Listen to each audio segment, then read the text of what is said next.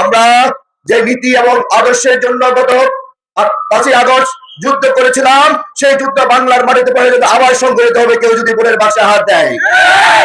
আমরা অনেক প্রতিনিধিকে দেখেছি, কেউ কেউ 2-3 বার এমপি পদে নির্বাচিত হয়েছিলেন। তাই আমরা যেহেতু অতীতে ওনাদের ফিরিস্তি সম্পর্কে জানা হয়ে গেছে, নতুন করে ফিরিস্তি দেখার সুযোগ আর আমরা ওনাদেরকে দেব না। আমরা এবার আমাদের বাধ্য উন্নয়নের কাজ করতে হবে, আমাদের আওয়াজকে উঁচু করতে হবে। আমরা জোর জবরদস্তি করে কেউ ভোট ছিনিয়ে নেবে, সেটা আমরা এবার বরদাস্ত করব না। কেউ কেন্দ্র দখল করে ভোটের বাক্স পোড়াবে, সেটা আমরা সহ্য করব না। আমরা যে নীতি এবং আদর্শের জন্য গত 5ই আগস্ট যুদ্ধ করেছিলাম, সেই যুদ্ধ বাংলার মাটিতে পড়ে যদি আবার সংগঠিত হবে, কেউ যদি বোনের বাসায় হাত দেয়।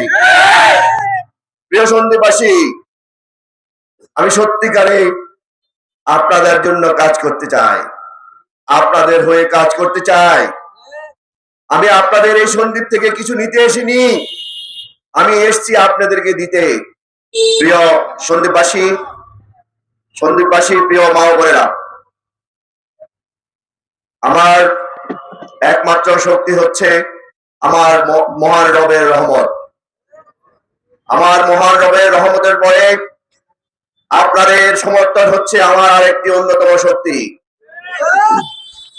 আমার কাছে কোনো সন্ত্রাসী নেই, আমার কাছে চাঁদাবাজ নেই, আমার কাছে বেশি শক্তি নেই, কিন্তু সন্দীপবাসীর প্রতি আছে আমার এক বুক ভালোবাসা।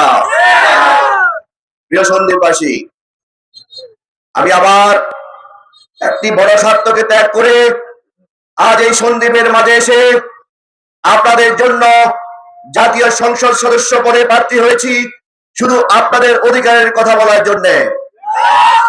আমি আমার বৃহৎ স্বার্থ হচ্ছে আপনাদের স্বার্থকে আরো অন্যতম বৃহৎ ভেবেছি, তাই আমি আমার সেই স্বার্থের কথা চিন্তা করে নেই।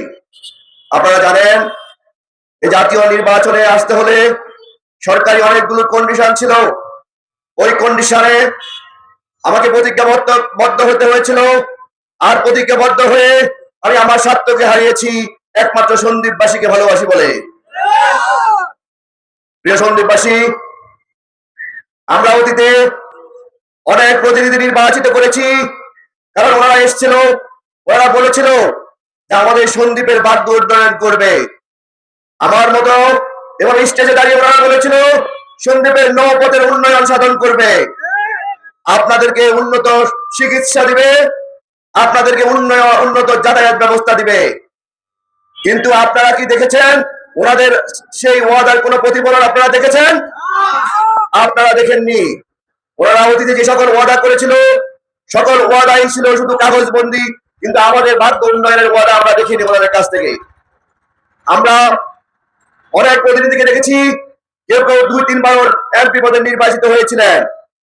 তাই আমরা যেহেতু অতীতে ওনাদের ফিরিস্তি সম্পর্কে জানা হয়ে গেছে, নতুন করে ফিরিস্তি দেখার সুযোগ আর আমরা ওনাদেরকে দেব না। আমরা এবার আমাদের বাদ্য উন্নয়নের কাজ করতে হবে, আমাদের আওয়াজকে উঁচু করতে হবে। আমরা জোর জবরদস্তি করে কেউ ভোট ছিনিয়ে নেবে, সেটা আমরা এবার বরদাস্ত করব না। কেউ কেন্দ্র দখল করে ভোটের বাক্স পোড়াবে, সেটা আমরা সহ্য করব না। আমরা যে নীতি এবং আদর্শের জন্য গত 5ই আগস্ট যুদ্ধ করেছিলাম, সেই যুদ্ধ বাংলার মাটিতে পড়ে যদি আবার সংগঠিত হবে, কেউ যদি বোনের বাসায় হাত দেয়।